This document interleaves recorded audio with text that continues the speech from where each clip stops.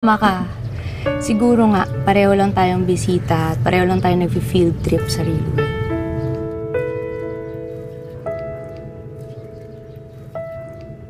Tara, kain? Tara, kain tayo. Tara. Libre ko na. Wow! Oo, akong bahala. Sige po. Teka, ligpitin ko lang to.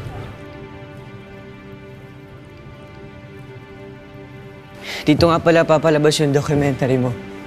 Dito? Mm. Ang laki ng mukha ko nun dyan.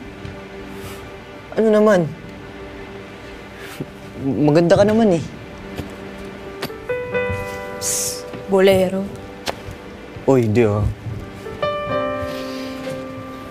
So, ano nga pala gagawin mo next week?